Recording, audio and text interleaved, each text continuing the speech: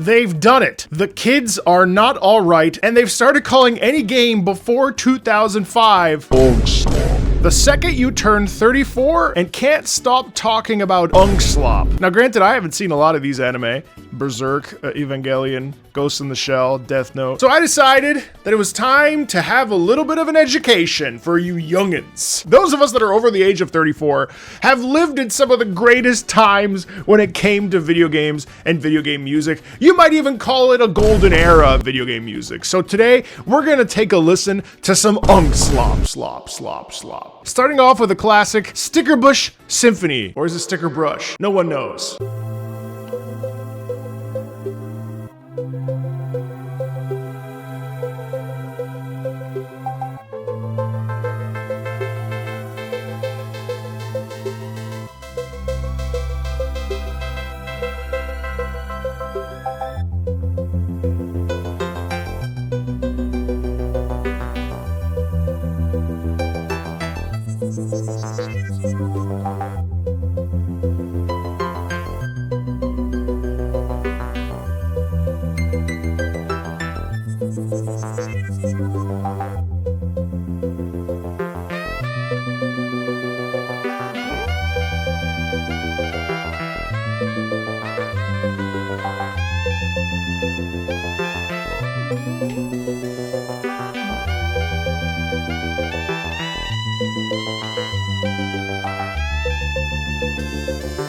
Da-da, ba-da-da-ya, da-da-da-ya, da-da-da-da.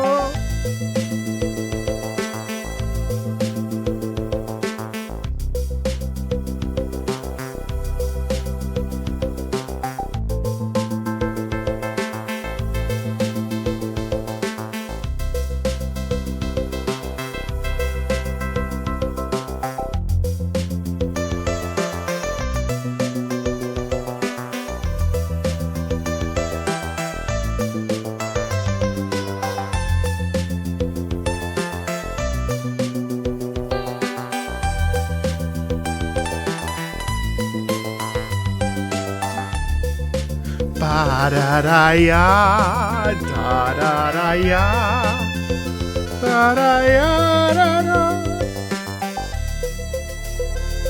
da-da.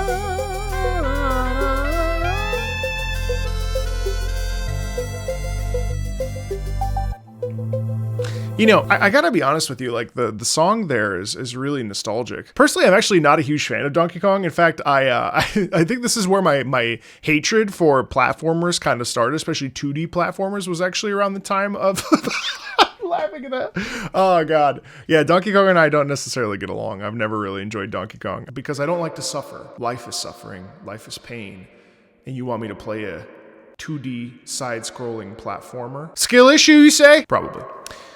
There's something about this that is so incredibly nostalgic, and I don't mean for like a specific time, though I bet you some of you who have played this game definitely feel that. For me, it's like really like about time gone by. Ba-da-da-dee-da, ba-da-dee-da-da-dee-da-da-da, ba-da-dee-da-da. It's so peaceful. Hey, it's okay. And I think for a lot of us that are unks over the age of 34, I think life gets really serious because I think a lot of us in the like core millennial, anybody feels this way, I'm just speaking specifically to the unks in the room, we start to get responsibilities and start to have to kind of parent ourselves or parent our parents. Like life becomes real. And I do think that like a lot of millennials, I think for the most part, like I don't know, it's almost like we didn't feel like we were going to grow up anytime. And also I feel like we're one of the first generations to, and maybe Gen X feels this way too, kind of sprung up on us, you know what I mean? Like, what do you mean I'm in my 30s? That's crazy. That's bizarre. Like I have to do things now. Like I have to pay my bills. But maybe I'm also, you know, it could have just been that I, you know, had a very privileged childhood and adult, like, you know, I've been very lucky, but yeah, I don't know. So this song really reflects like a time that was easier. The melody encapsulates this feeling of like peace, a hope in that sound. Ba-dee-da-da-da, da-dum-da-da-da. Like something about it just like hits in this vibe of real like a sigh, you know, like a deep breath. And I find that really beautiful.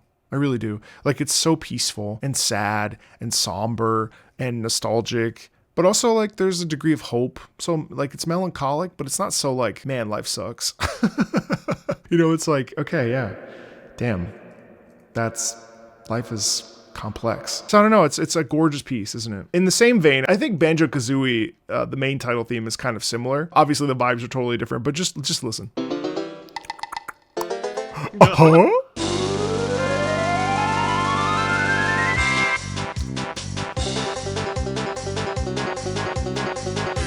Ba-da-da, ba-ba-ba-da-da. Ba-da-da.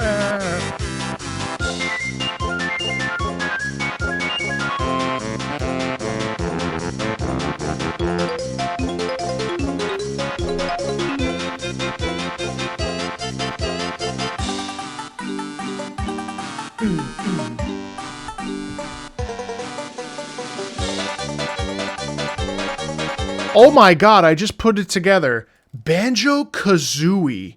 Banjo-Kazooie. Oh my god. Now, I've never played this game. Oh my god. I was like, wow, the kazoo sound. That's so funny. That's because Kazooie has a kazoo. Banjo is a banjo. Crazy.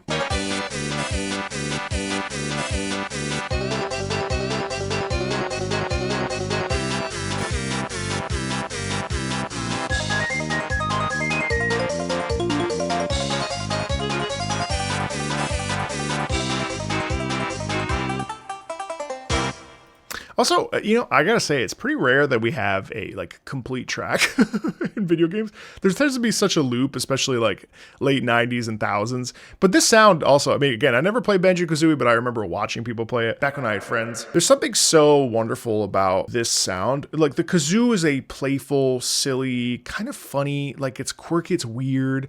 It's very, very much like tongue in cheek, like very much like obviously on the shoulder. Like the energy of the kazoo is so like, ha ha, you know, like it's very funny. And the banjo has such a nice, you know, rich kind of, obviously there's a twang in that. And so the two instruments, obviously the tempo complements it, but also it's just light. Like the energy there is very light and bright. I'm in my feels today, so this video is going to be real feelsy. So I find the balance of that just so, I don't know, like reminiscent of like the joy of discovery, the celebration of life. It's so enthusiastic. It's so warm. Ba, ba, ba, ba, ba, ba, ba, ba, ba. You get this wonderful doubling. So you get like this like little chorus of kazoos and the banjo's just ripping and doing its thing. And so there's a warmth in that sound. I'm like, come on, let's go on an adventure, you know, and I love that. I love that. I love the feeling of like not being weighed down by life and the flexibility to explore the world. I really should play Banjo-Kazooie, honestly. Like what a fun vibe, you know? Like that's so much fun. This era also brought in some really crazy stuff. I don't know if you've ever heard this, but the Skies of Arcadia main theme is glorious. Take a listen to this.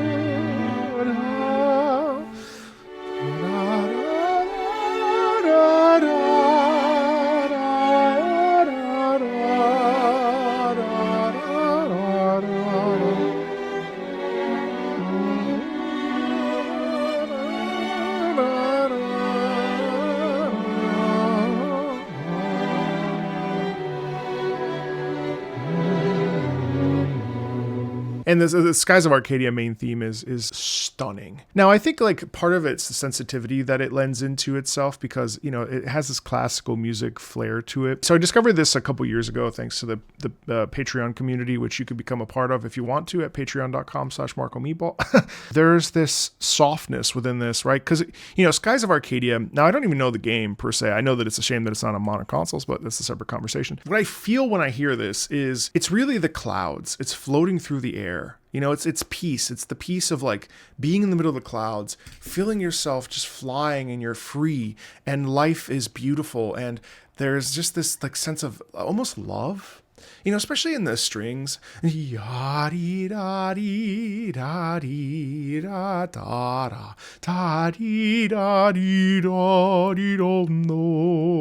it just feels like, oh my God, life is beautiful. There is this like tiny twinge of sadness. And then maybe it's because of the like support that we get from the lower strings, the bass and the cello, where we get that kind of underbelly of sound in that. There's a real delicacy in that.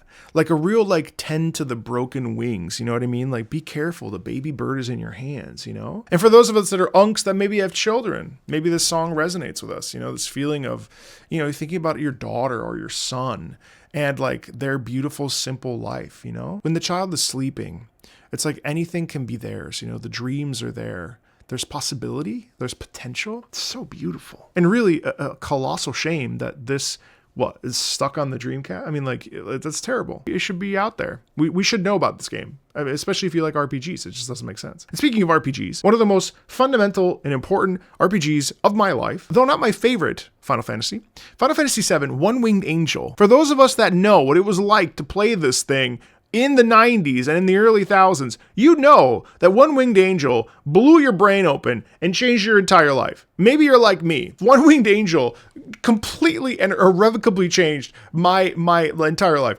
I kid you not. I attribute my reasoning for going into opera. And by the way, if you don't know me, my name is Marco. I was an opera singer for 14 years. I love talking about video game music from an emotional perspective, which is what we're doing literally right now. And that's all thanks to Nobuo Uematsu and Final Fantasy VII, and especially Final Fantasy IX. But like, listen to this.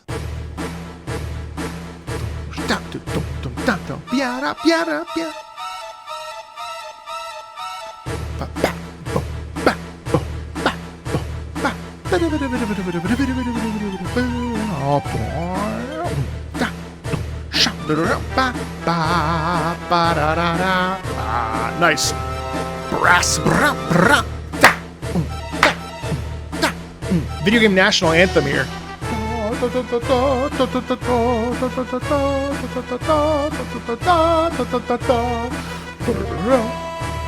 I love when the strings come in at the bottom there. It's like a new idea. A new idea right here. New idea. New idea. New idea? Or not yet, sorry.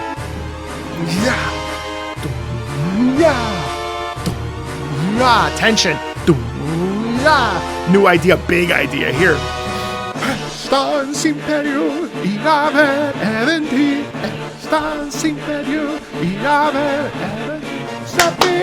What? What's my name, sucker? That's right. Sephiroth.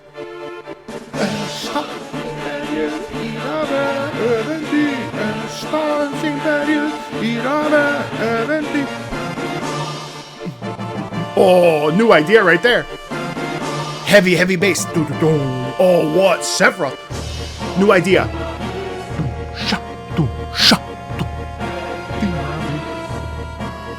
New idea. I keep saying that as if at the wrong time. Repeat. We go back.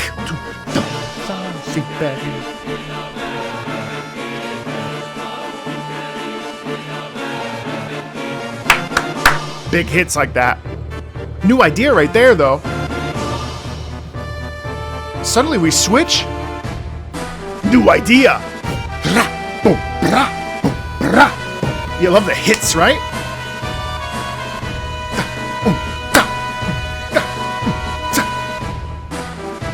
He's evil. You feel it. You feel his menace. New idea.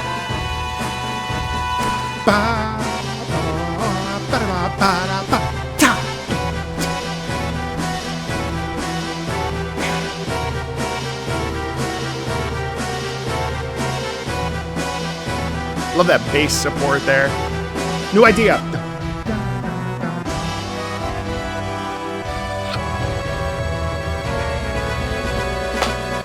New idea.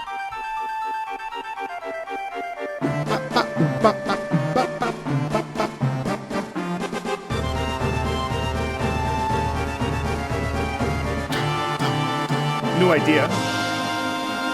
There's a reason why I keep pointing it out. Lower the piano. This all doubled.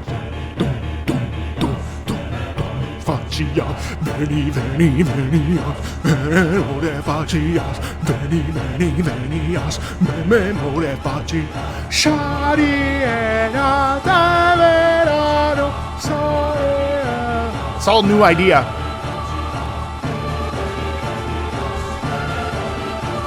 Isn't that counter harmony there? And then we're back. Lower register. It's the same thing we hear when he goes crazy in Nibelheim.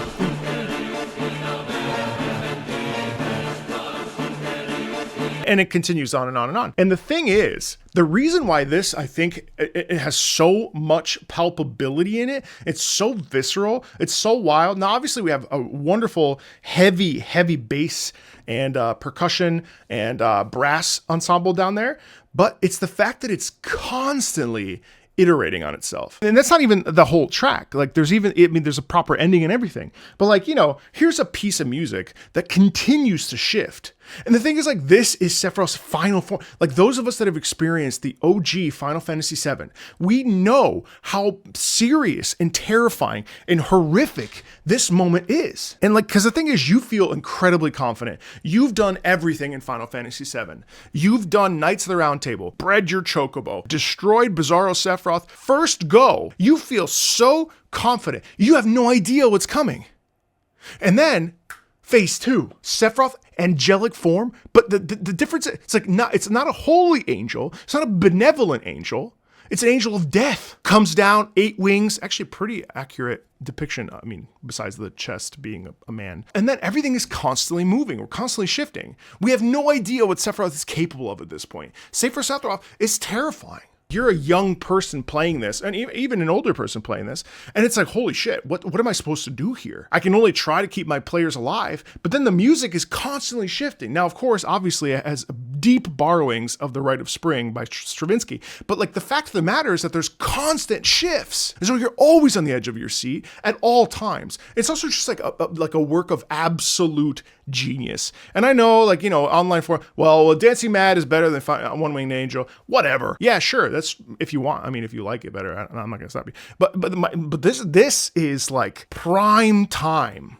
Like it's such a powerful piece. Dancing Mad and this are exceptional, by the way. And really, I mean, all of these games have such monumentally important music. They're so good. But One Winged Angel, I mean, like I'll never forget where I was when I heard it for the first time, what time it was, what the freaking living room looked like. Like it was one of those moments that like opened my mind to video games. And I think I fell in love with video games much harder because of this particular track. Crazy. On that meme, they actually had Halo 2. Which is funny. I haven't played Halo 2 yet, so it's on my list. But I heard that Unforgotten is one of people's favorite themes from Halo 2, and I wanted to take a listen to it. Oh yeah, I know this theme.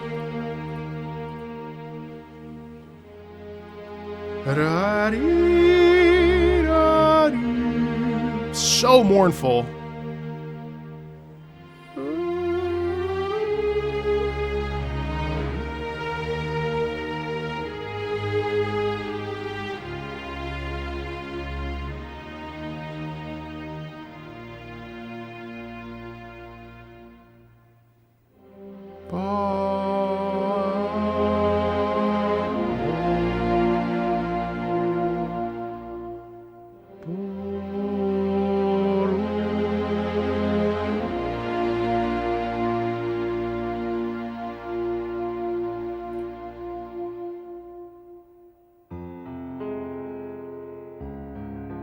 That's gorgeous. To have that like super sustain descent and then go into this piano movement. Wow, I forgot about this track.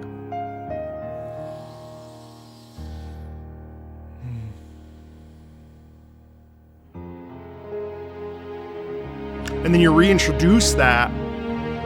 Wow, that's excellent.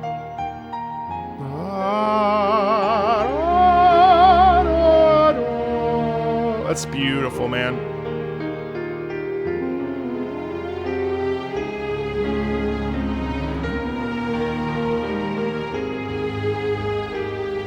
That movement is exceptional, so emotional. That's masterful, masterful melody writing.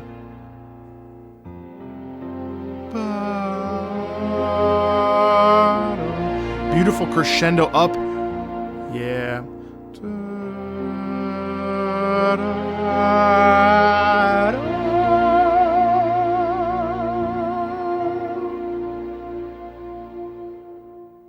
And we're left suspended. What an excellent track. I forgot about how good this is. It's masterfully done because it introduces the melody right away, right? And it's pulled back, it's dialed back, it's just the strings. And then we swell into the piano, and the piano comes in, has its own little solo moment where it's individually isolated. And as it comes in, then the strings come back. Ba, ba, da, da, da, da. I mean, like, you feel like, oh my God, your heart breaks when you listen to that. It's so emotional because it's all about stretch. It's all about pulling the taffy. And when we pull that taffy musically, we get this feeling of like, like it hurts. It hurts. It's a prolonged emotional state. And that's one of the glorious things about music. Context or no context. The most beautiful thing, one of the things that music does exceptionally well is it sustains an emotion for an extended period of time. And you feel emotion for an extended period of time. So music directly connects you to your emotions because it sustains them much in the same way that you can feel sad, depressed, angry, happy, weeks upon weeks upon weeks sometimes, especially sadness. Sadness can carry and linger for months. I mean, look at grief. I mean, gosh, grief takes years and years and years. And even then it still pricks its ugly head up in front of you. You never get rid of it. It's just that the intensity wavers and shifts, right? But like the point is that like there's this natural stretching of emotions that words only do so much, but music is a direct connection to your emotion because it stretches out that feeling, much like it stretches out words. Like that's powerful, and a track like that is so emblematic of that feeling. Gorgeous Unk Slop. They're even coming for you, Pokemon fans. Pokemon Gold and Silver came out in the 2000s. I think it was 2000, wasn't it? The kids are coming for you, Unks. This is Violet City, Olivine City. I've never heard this.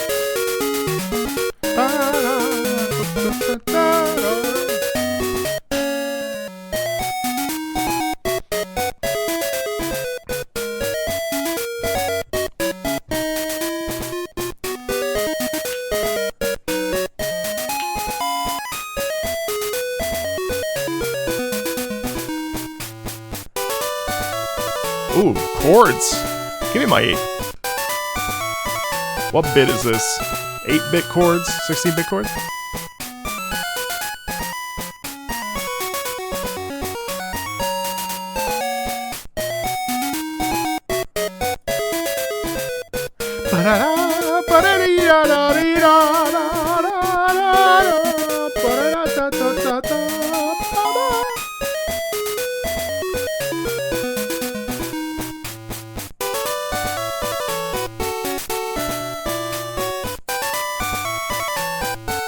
Wow, it goes up into the upper right. This is cool. It's really well thought out.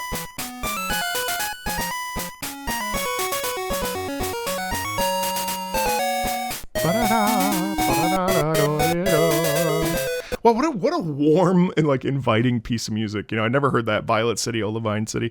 Like there's it's like a ray of sunlight, right? It's a gift. It's a beautiful place. It's a place of warmth. It's warm. It's sunny. Everyone cares about each other in this place. There's a real like semblance of community in that sound, and it's bright, energetic. I love it. And like what a masterclass in like using you know, this was for what? This was Game Boy? Game Boy what? Game Boy, oh, fucking Game Boy. It was the Game Boy Color. I should play these. Game Boy Color, to have this sound, to have these chords, this wonderful melody, and then you have some flourish in there with the percussion, or with the you have some flourish in there with the brass as it goes up, or the woodwinds or whatever. It's such a nice sound, and it's so inviting. It's so welcoming. It's like, come on, let's go. We're going to Violet City. It's a great place. Oh my God, they have the best food. Like, it's so bright and thoughtful, gorgeous. It's amazing how long Pokemon's been around. I mean, what, 35 years, right? It's crazy. Is it 35 years? That's 30 years. They're coming for you, unks. I discovered this track recently, but like, you see that over there? You see that? This is a child's blanket that I bought with my adult money. You know why? Because Sonic is freaking awesome. And I discovered a lot of Sonic in 2025, and I'm gonna keep exploring Sonic in 2026. But like, I discovered this song. This is Sonic R is Unk Slop. Lather it on me, baby.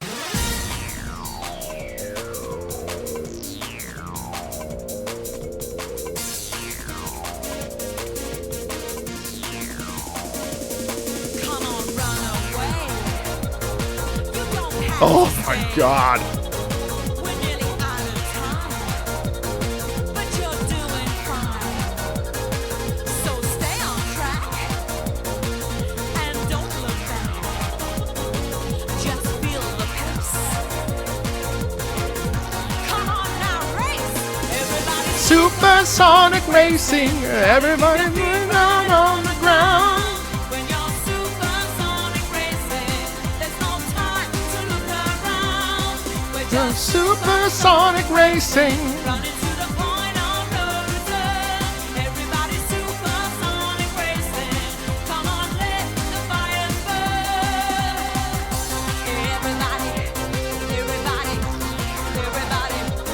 Everybody, everybody, everybody. Everybody, everybody, everybody, everybody, Everybody, everybody, everybody, everybody, everybody, supersonic racing.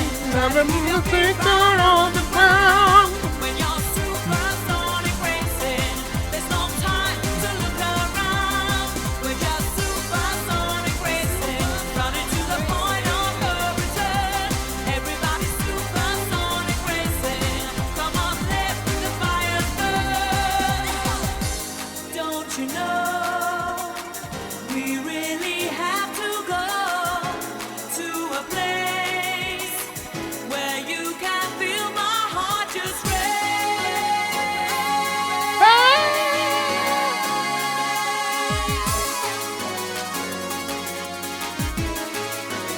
Yeah, you know what? If that's Unk Slop, so be it. Obviously, I'm being a little bit facetious about all of this, but the point is that, like, this is great music. It doesn't matter when it came out. Music is timeless. And I think, like, this is an inherent problem with video games, where there is 40 years of history when it comes to video games, and we move at a very fast rate. I mean, even look at the release schedule for 2025 alone. So many games came out. How are you expected to remember things from the 90s and the 2000s? Especially when there's a large portion of the gaming industry that, you know, game players that weren't even born. And that's nuts. And it's not to say that those of us in the 90s or the early mid-thousands were really paying attention to the music. Not necessarily. And if you were, you're better than me, because I wasn't even. And I went into a music career. But this is emblematic of the celebration of music, I think. Sonic R has such a great soundtrack, and Supersonic Racing is just a delight. And it speaks to the larger thing here that, like, Sonic music also is just a damn delight. The music in these games is written to celebrate life. It's energetic in the same way that Sonic is. And for what it's worth, like, you know, it doesn't matter if the song came out a year ago or 30. The music is gorgeous. Music is so powerful, and it should be celebrated and embraced. A game that I don't cover very much on the channel, but should, Devil May Cry. This is Lock and Load.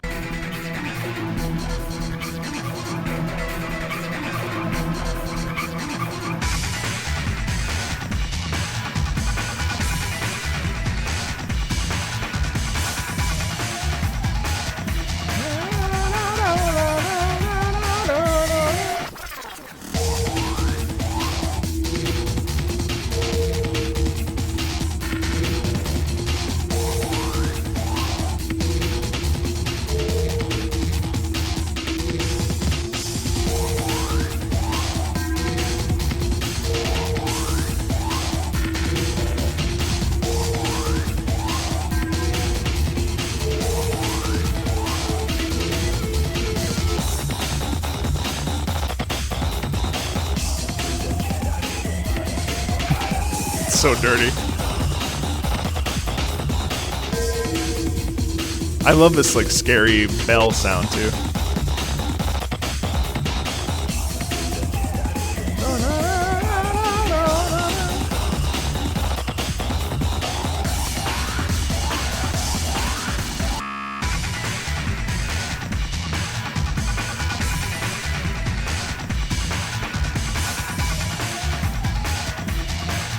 Dude, that's sick. I mean, like the adrenaline that you feel in that. It's very like gothic. You know, what's the style? I can't even remember. It's like I don't know why my brain keeps going to garbage. Not garbage like bad, but like the aesthetic is very sharp and it's very grunge. I was thinking grunge, but garbage. I don't even know if it's grunge, but like the fact that my brain goes grunge, garbage. It's not telling at all. I just. But it's got that heavy grungy element to it. It's very dirty, and it's got a bit of stank to it as well, whatever that means to you. But like personally, that's how I describe that sound. Not stank like but stank like damn. Like that's heavy. It's emblematic too of like the characterization and the style of Devil May Cry, where there is you get hints of this like sort of there is like a class in it somewhere, but what more than anything comes across to me is just like this vengeful spirit, and you get a little bit of that like weird bell sound in there as well. So there's a bit of press in it. I mean, it's a very satisfying piece to listen to. This was the song that plays, I think, every time you fight, like in the very beginning, you fight the puppeteers, and they're all like kind of gross and deformed. When you play as Dante, you just feel like a badass. And like Devil May Cry it was so emblematic for a lot of us for that sound of elegant brutality. And like, this is so different from what you would expect because the setting is, medieval. It has like, obviously gothic when you step into the castle for the first time and like, all that other stuff. So the energy here is very like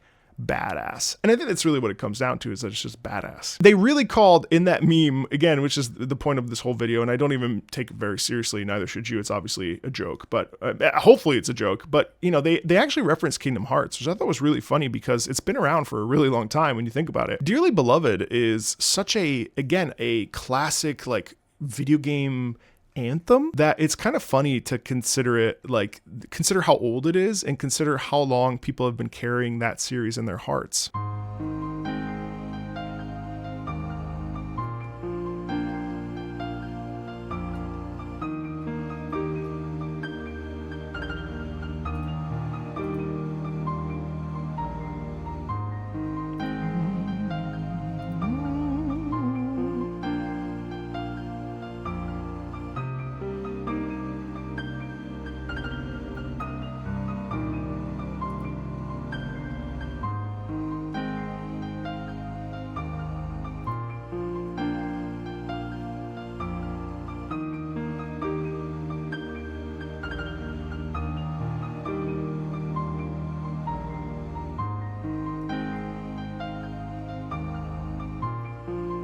And this is the original. It's very listful, you know what I mean? It really feels like you're sitting on the beach, looking out at the beach and thinking about your life and thinking about, what the future's going to hold. I don't know. There's the real innocence in that. And I think that's part of the reason why people still cling to and love Kingdom Hearts, is that obviously the Disney stuff is cool and all that, but like in the combat's fun. And, it obviously it's got 15 games, but like on top of that, I also think that there's this elegance in it and this real like desire for a different life and a desire to find life and pursue it. And it's very hopeful. It's interesting too how oftentimes a piece may be melancholic, but it doesn't mean that it's devoid of hope. Melancholy is not the absence of hope. It's just hope through sadness sometimes. And it can flip-flop. It's not quite as severe as sadness, and it's not quite as, positive, obviously, as optimism. It's right. I think melancholy kind of is smack there in the middle. But this one too, much like Stickerbrush, does have this feeling of nostalgia. Even for me, I reminded of a different time. In a time that is simpler, purer. I don't necessarily have a particular like emotional reference to this in terms of playing Kingdom Hearts, because I didn't even finish Kingdom Hearts. It was whatever. But like the sound is very listful. It gives a little bit of an ache in the heart, right? Not too bad, but enough to be like, damn, like I really am an unk. It doesn't matter if you're 34, 24, 48, 60, whatever. Music affects all of us. And whether you're an unk or whatever the opposite of an unk is, a nephew, I guess. Music is for everybody. And we should celebrate all music from all ages, from all times. and continue to find music that moves us, makes us feel connected to our hearts and souls, and maybe brings a tear or a smile to our face. Thanks a ton, everybody. And you unks, stay healthy. See you guys later.